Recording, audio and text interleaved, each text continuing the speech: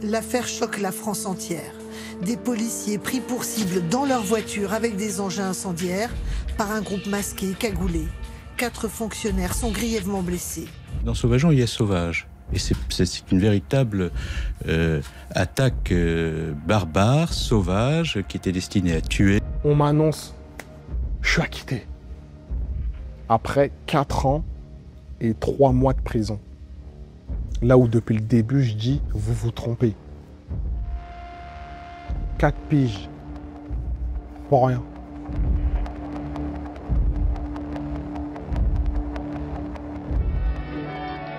La Grande Borne à Grigny, vous connaissez?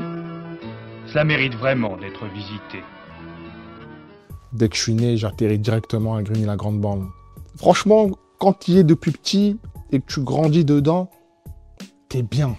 Tout le monde sort les bécanes, on est là posé, on regarde tout le monde lever, ça lève, ça rigole, il y a un barbecue là-bas, il y a un mec qui a un paintball, il va allumer tout le monde, ça se court, ça truc, c'est comment, non.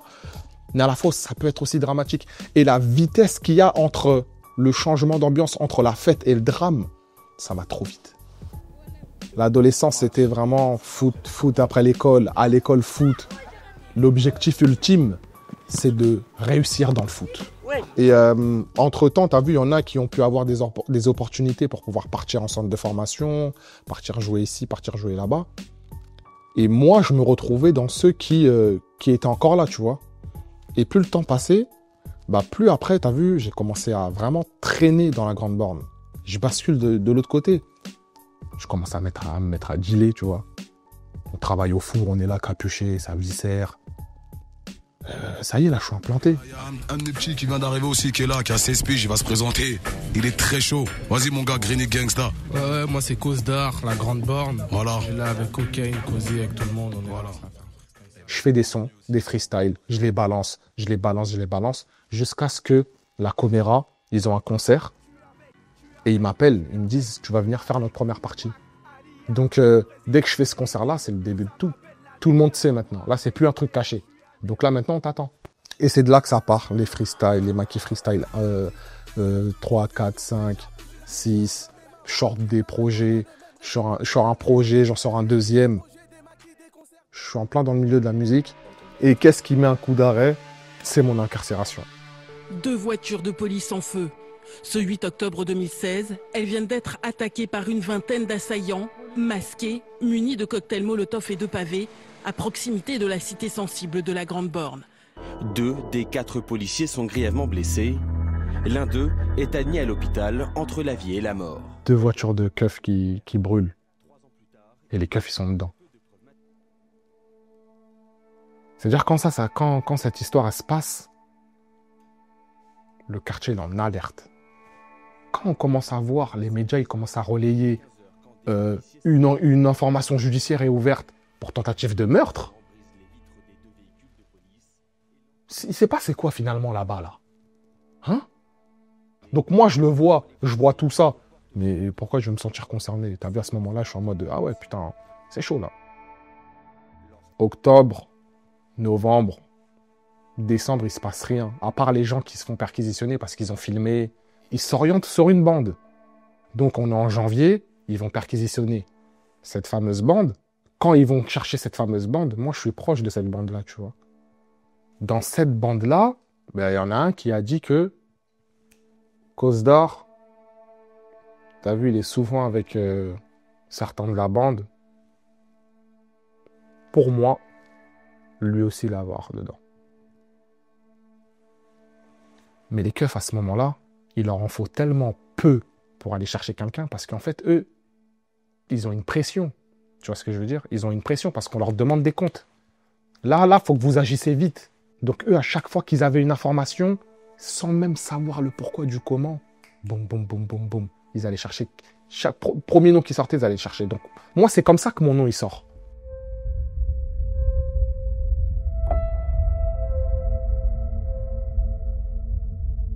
Et j'entends.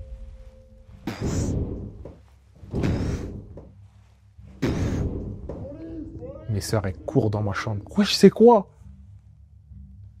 Moi, je sais, c'est quoi. Donc, je me lève. Je leur dis, allez dans le salon. J'ouvre la porte. Ils me mettent un chassé. Je tombe. À ce moment-là, je vois 3 mecs et une meuf qui rentrent. Ils rentrent avec leur petite mallette. Ils ont un dossier. Ils me disent, elle est où ta chambre? Je dis, elle est là-bas. On y va.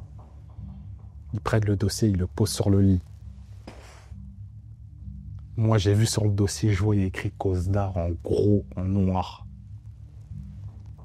Et t'as vu, depuis ce moment-là, je me dis, mais attends, c'est mon blaze, ça. Et je vois, dans le dossier, il y a une pile de feuilles. Je dis, mais attends. Là, je commence un peu à me rendre compte de ce qui se passe, là. Il y a un enquêteur, un gros, il vient. Je lui fais le malin en mode, vous n'avez pas honte de ce que vous avez fait? Je dis, voilà, de quoi tu me parles? Il me dit, toi, il me regarde comme ça, il me dit, toi, tu vas pourrir en tôle. Il vient front contre front. Vous n'avez pas honte? Pourquoi vous ne nous avez pas fait ça à nous? Pourquoi vous ne nous avez pas fait ça à nous? Je dis, mais qu'est-ce que tu me racontes? Non, moi, j'ai rien à voir, je sais pas ce que tu me racontes. Ah ouais, bah vas-y, on va voir ça. C'est à ce moment-là que le travail psychologique il commence. Ils me mettent un drap sur la tête. Je rentre dans la voiture, je vois pas où je vais. Et j'arrive à la sûreté départementale d'Evry. Vous êtes placé en garde à vue pour tentative de meurtre. Est-ce que vous avez besoin d'un avocat? Essayez, ils m'ont mis des tartes dans la tête et tout. Mais t'as vu, je dis, gros, voilà ton histoire, je sais pas ce que tu me racontes. Moi, j'étais pas là. J'étais pas là et je sais pas qui était là. Oh, tu traînes avec cette bande, c'est qui? Je dis, je traîne avec eux, je les connais, on se connaît tous dans la grande bande. Et maintenant, je lui dis une phrase qui accélère les choses, mais moi, je savais pas. Parce que moi, j'ai pas l'habitude de ce milieu-là, tu vois. Je lui dis, écoute, de toute façon, c'est pas toi qui décides de mon sort, c'est la juge. Il me dit, tu vas aller voir la juge? Je lui dis, ouais, parce que c'est pas toi qui décides de mon sort. Parce que eux, ils aiment bien faire croire que c'est eux qui décident si tu vas en prison ou pas. Moi, ça veut dire que je vais au tribunal, voir le bureau de la juge. Je suis avec mon avocate, mon CDI. Je suis en place. Je lui dis, écoutez, madame, j'ai rien à voir. Une crème. Quand je te dis une crème, c'est vraiment une crème. Elle était un peu vieille. Elle me regarde. Elle me dit, dis-moi ce que tu as à dire. Je lui dis, écoutez, madame, je ne sais pas ce que je fais devant vous. On m'a accusé d'avoir participé à cette attaque. J'ai rien à voir avec cette attaque de loin ou de près. Je travaille, je suis chez mes parents. Je subviens aux besoins de mes parents.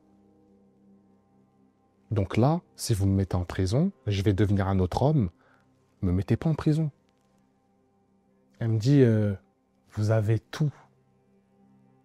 On retient bien, elle me dit, vous avez tout pour être en contrôle judiciaire. Vous avez tout. Mais comme l'affaire est trop grave, et comme tout le monde est allé en prison, ce soir, vous dormez en prison.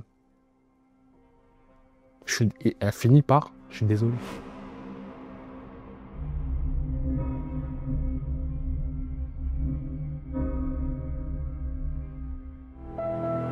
La maison d'arrêt de Bois d'Arcy, l'un des plus grands centres pénitentiaires de la région parisienne. J'arrive avec Bois d'Arcy, ils savent déjà t'es là pourquoi, donc ils donnent ce sentiment de ah ouais, ça fait partie de cette histoire, eux. Un traitement un peu spécial, tu vois. Au début, je te mens pas, c'est au début. C'est à partir de ce jour-là où je mets mon pied en cellule qu'encore une fois dans ma vie, je deviens encore un autre homme. Je deviens détenu. On t'appelle par un numéro. 19 ans, première fois que je vais au placard. Et je pensais pas que j'allais aller aussi longtemps. Parce que pour moi, je me dis quoi? Laisse le temps faire les choses. Minimum 4 mois, t'es dehors. 4-5 mois, t'es dehors. J'ai passé 2 ans et demi en prison avant le premier procès. Enfermé entre 4 murs et la liberté est mon seul rêve. C'est bad atroce, les conditions de vie elles sont bad atroces. Vous pouvez vous retrouver à 4 dans une cellule de 3, un lit par terre, l'état des cellules, la vie de ma mère. Sur mon lit, mais il y avait une gravure, il y avait écrit 1965 ou 64. Mais c'est bad atroce. Tes mains.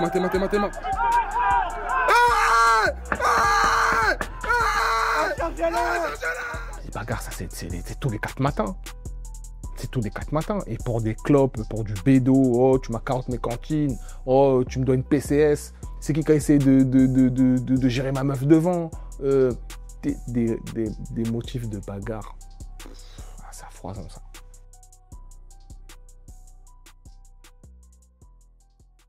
qu'ils nous ont fait aussi au premier procès, c'était atroce. Ces 4 policiers victimes aujourd'hui, ils vont être présents, ils vont faire face à une partie de leur agresseur présumé. Je dis une partie parce que sur les bandes de vidéosurveillance qui avaient pu filmer l'attaque de loin, on voyait une vingtaine de jeunes, mais aujourd'hui, ils sont 13 à comparaître, 13 qui nient toute implication dans les faits. Ils nous ont mis une escorte chacun. Quand on nous transportait, les routes, elles étaient barrées, il faut les laisser passer, eux en priorité. Ça veut dire que c'était un convoi exceptionnel. On arrive au tribunal d'Evry, barricadé de partout.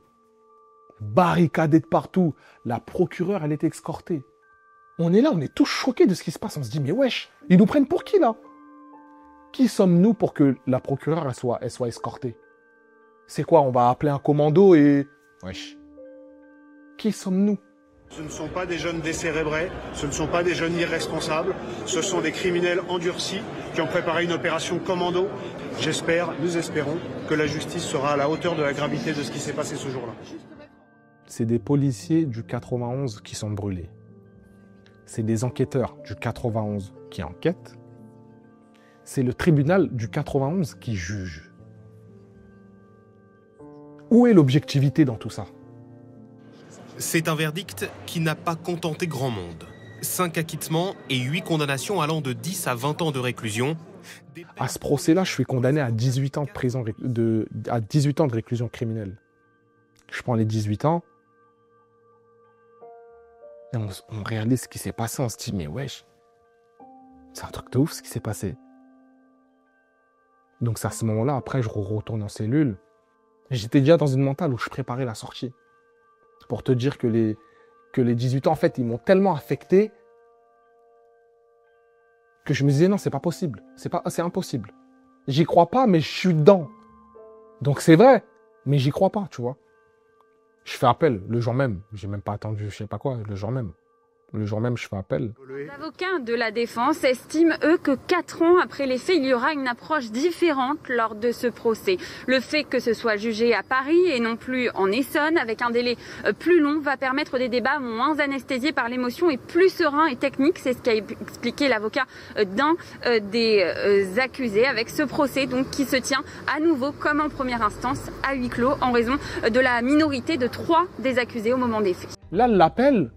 c'est à Paris, c'est des gens de Paris qui ne connaissent pas l'histoire, qui vont apprendre l'histoire au procès. Le piège, il ne pouvait pas durer aussi. À leur sauce, ils ont pris ce propos-là, ils ont effacé ce qu'il y avait au milieu. Hop, ça fait une phrase, ça fait que lui, ça l'incrimine. Une fois qu'on a mis ces auditions à la télé, on regardait, on se disait, c'est ça, là, qui a fait qu'on fasse tout ça de tôle. On m'annonce, je suis acquitté. La vie de ma mère, on m'annonce que je suis acquitté. Donc là, on m'annonce que, là, on va te ramener en cellule, tu rentres chez toi. Après 4 ans et 3 mois de prison. Là où depuis le début, je dis, vous vous trompez. 4 piges. Pour rien. Je ne veux même plus entendre parler de donc, j'ai même pas porté plainte, rien. Moi, ce que je voulais, c'était juste ma liberté. Maintenant que j'ai eu gain de cause, désolé du terme, mais...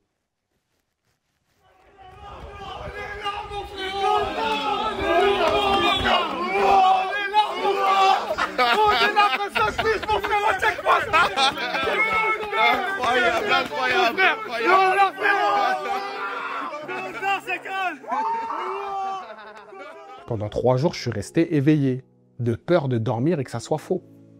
Et je me rappelle, moi, je sors à 2h du matin. Je dors pas jusqu'à 10h. Je dors pas jusqu'à 10h du matin, ma sœur, elle me dit, viens, on va à Leclerc. Viens avec moi, on va à Leclerc. J'arrive à Leclerc, je suis pas bien. Pourquoi je suis pas bien? Parce que je me retrouve dans un endroit où il y a trop de gens. Moi, j'avais perdu cette habitude-là. Il y a trop de gens, il y a trop de trucs que je peux choisir, avoir le choix. Quand tu es en tôle, t'as pas le choix, frère. Tu sors à l'heure qu'on te dit, tu vois ta famille quand on te le dit, tu manges ce qu'on te propose. Là, je suis allé à Leclerc. Elle me dit, prends ce que tu veux. Tout ce que j'avais envie quand j'étais en cellule, j'ai même pas envie de le prendre. Parce qu'en fait, j'étais déconnecté, je te mens pas, j'étais déconnecté. Je suis parti voir un psy, parce qu'il fallait que, tu vois, je suis parti voir un psy. Même lui, il me dit, le fait de te voir comme ça entier, c'est déjà une victoire pour toi. Moi, tu as vu, quand je suis avec des gens, les gens, ils savent pas que moi, je savoure le moment. On savoure pas le moment de la même manière. Et ça va être jusqu'à la fin de ma vie. Parce que j'aurais pu faire partie de ceux qui restent. J'ai passé des nuits, des semaines au mitard, dans le noir total, sans aucune fenêtre. J'ai voulu me plaindre, mais personne m'écoute. Du coup, je suis resté dans mon coin. Dans mon coin, j'ai eu des moments de doute. On m'a promis que demain c'est loin. La SD d'Evry, on fait des erreurs. Ils ont vraiment cru que c'est moi qui allais payer. Entre ceux qui trafiquent les PV, qui trafiquent les versions, et rien qu'on m'accuse à la télé. Chut, y a pas de chute, aujourd'hui je m'ouvre. Le rap, à titre personnel, moi, le rap, c'est une sorte de thérapie. Il y a des mecs qui aujourd'hui sont sur le devant de la scène, t'as vu, que je connais, tu vois. Que je connais, qui aujourd'hui vraiment, ils font partie des noms que tu cites quand tu parles du rap français. Donc ça montre que c'est possible, tu vois. Et en vérité, c'est ça aussi qui fait en sorte que j'y crois aussi pour moi. S'il n'y aurait pas eu tout ça, il y a même de fortes chances que je fasse partie de ce lot-là. Parce que j'étais bien parti pour. Et je pense que je n'aurais pas arrêté. Les gens aussi auront reconnu le travail qui aura été fourni. Il n'y a pas de regret. Ça fait partie de la vie, c'est une expérience. Toute cette histoire, c'est vraiment quelque chose qui m'a beaucoup appris. Le temps s'est écoulé, j'ai eu le temps de bouler, c'est pas ça qu'on voulait, non. Aujourd'hui, je sais que, musicalement parlant, t'as vu, le dernier projet que j'ai sorti à Solo, tout ce qui s'est passé, c'est bon. On met ça de côté, et là, je vais arriver avec du renouveau, tu vois. Je veux tourner la page, et c'est même pour ça que j'ai accepté de faire ça avec toi. C'est vraiment pour... J'en ai parlé et ça y est. Maintenant, suivez-moi et pour vraiment que vous soyez convaincus de mon talent. Le temps s'est écoulé, j'ai eu le temps de bouler, c'est pas ça qu'on voulait.